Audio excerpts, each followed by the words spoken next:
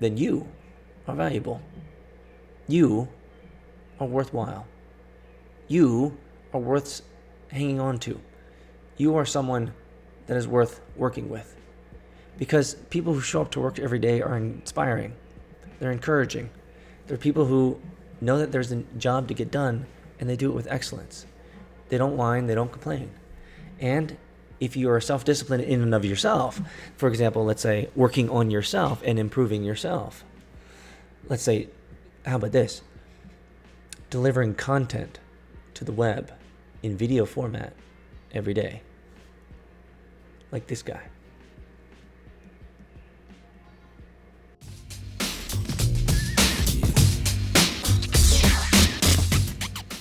What's up, internet friends, founders, and the Entrepreneur Curious? You've made it, and you're here.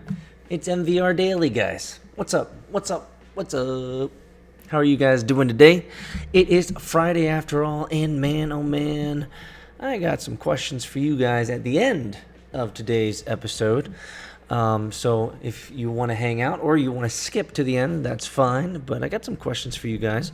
Some new experiment. I want to do a new experiment this next week, so I want to get your opinion on it. But it is Friday, my friends. I hope you are doing well.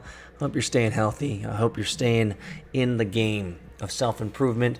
Guys, continue to grow yourself. Continue to stay positive. Continue to hustle. Continue to grow.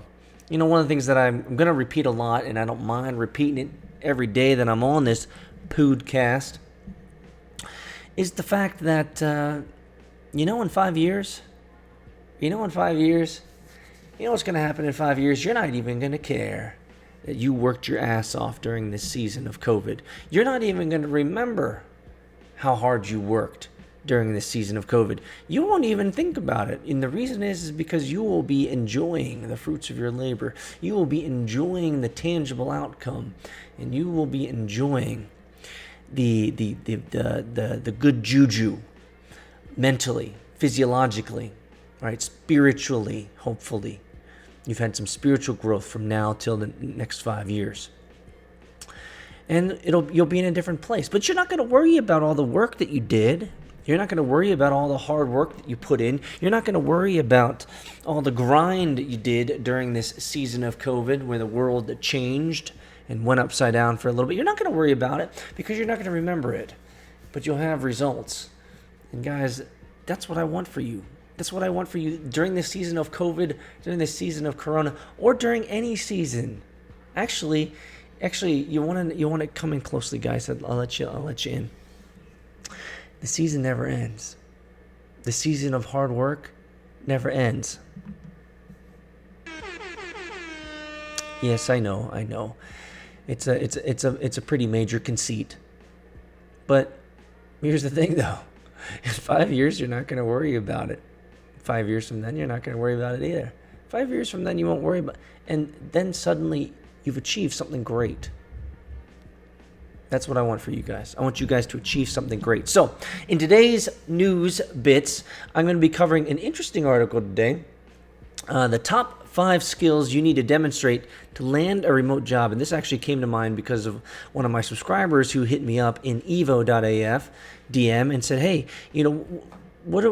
is the world really going remote? The answer is yes. Is the world really going virtual? Yes. And so they got me thinking about what are the skills that you need, right? What are the skills that you need to be an effective remote worker? So we're going to talk about it on today's episode of MVR Daily, getting you prepared for the mobile first, video first, remote work world of the future. And then I'm going to ask you guys an opinion about an experiment that's coming up. An experiment I want to do this next week. So let's get into it, guys. It's MVR Daily.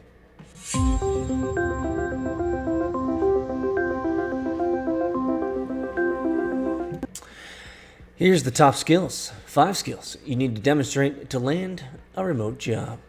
As more companies transition teams to remote arrangements, managers and employers are learning firsthand that it takes a different skill set to work from home. And for those that are hiring right now, they're looking for employees who can show that they've got what it takes to work from home right out of the gate. For those who are looking for a job, showing hiring managers that you have the ability to adapt to remote interviewing process, for example, will be key to making other notable impressions among other candidates, says Claudia Johnson, Director of Internal Recruiting at the Addison Group, a national staffing firm. These are 5 skills remote employees need to possess, as well as how you can prove to an employer that you're a good candidate. But here's the kicker, guys. Before any of this, before we go over any of this, you want to know the biggest secret? Getting yourself on video. Putting yourself on video. Putting yourself on the boob tubes. Creating content, valuable content. When you can show an employer that you've put content together in the area of your expertise and your knowledge, guys,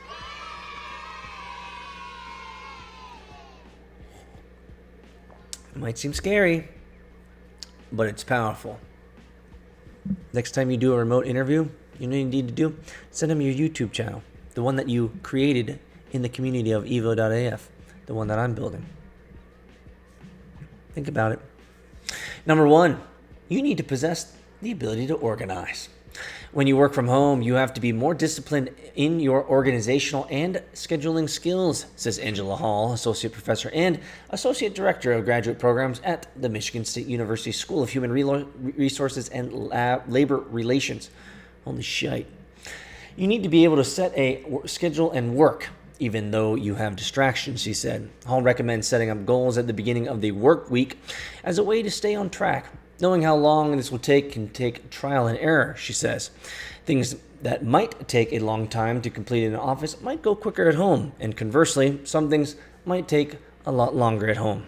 You can demonstrate these skills in an interview by talking about how you build a schedule for yourself when you worked at home. Talk about your successes, even if the job wasn't remote, and you can share a time when you had a long-term project and you had to self-manage and organize. Self-manage and self-organization are big keys when working remotely. Well, now is your time to practice. Now is your time to practice your ability to organize your life at home and be self-disciplined.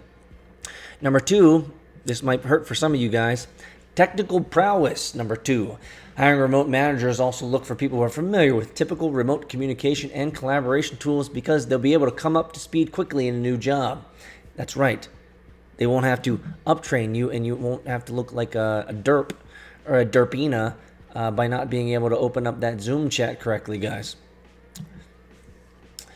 Yes. Instant messaging, videos, and web conferencing, project collaboration, and document sharing tools are most common, she says. Yeah, you probably need to know all of those. While employees don't necessarily have to have a deep knowledge of every app or type of technology, they need to be comfortable trying and using new tools.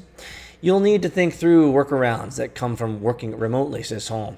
Even things like signing letters or receiving mail. These tasks will now need to be done with digital tools.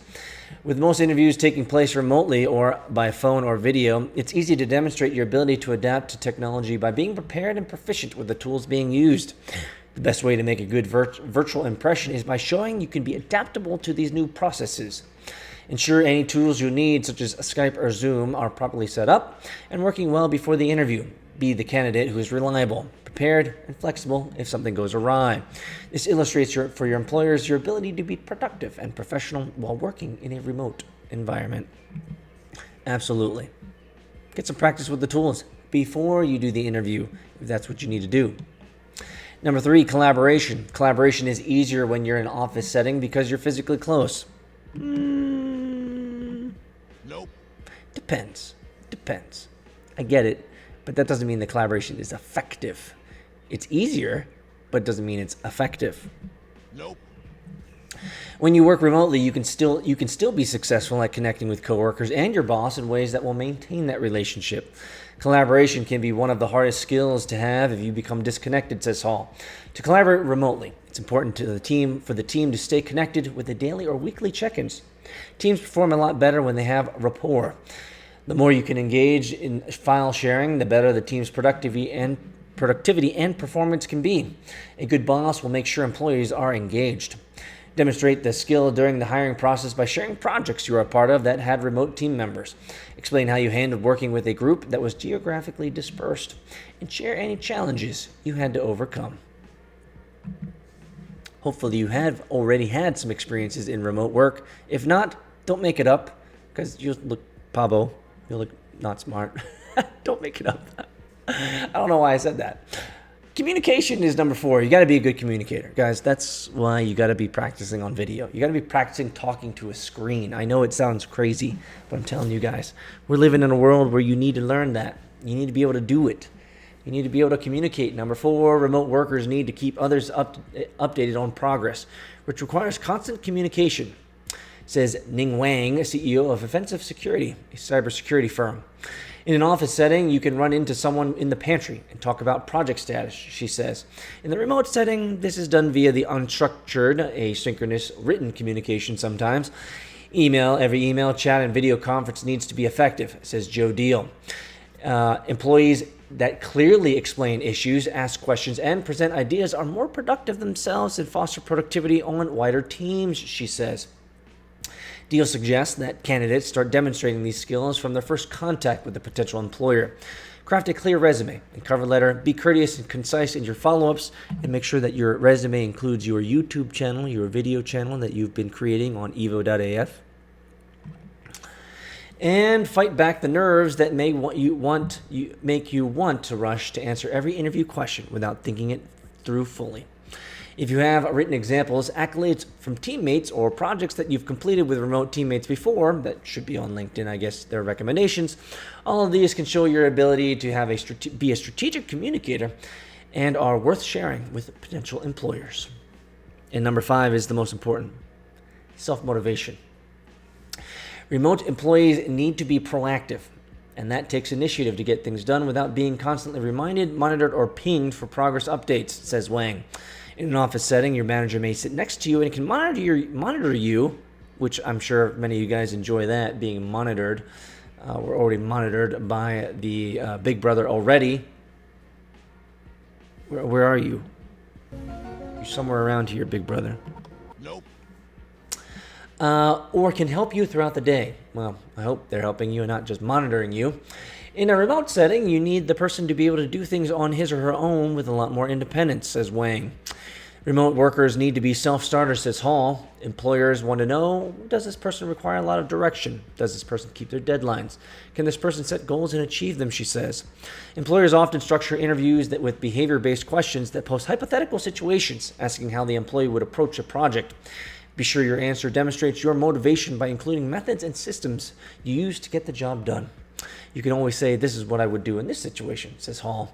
Share how you would structure and task and prioritize important work. Show the employer that you know how to get things done. Absolutely, guys. I hope you do. Self-discipline? Let's talk about that for a second.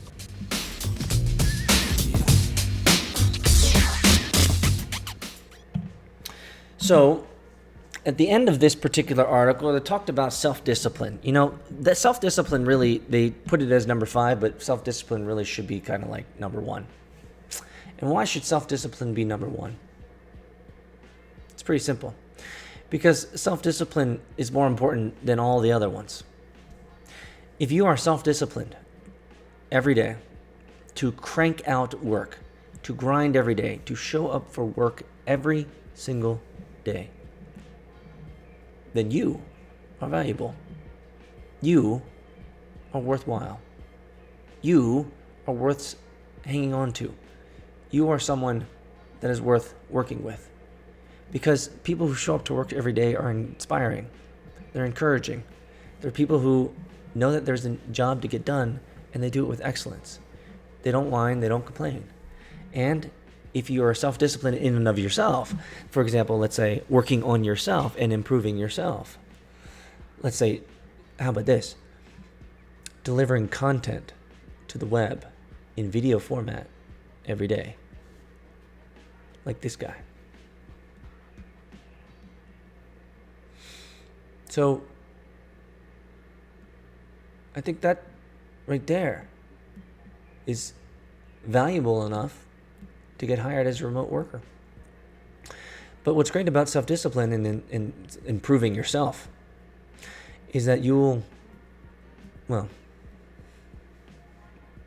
it's pretty obvious. The more self-discipline you have around improving yourself, improving your communication, improving your effectiveness, improving your ability to create value online, right? These are all the things that I'm talking about in this video first, right?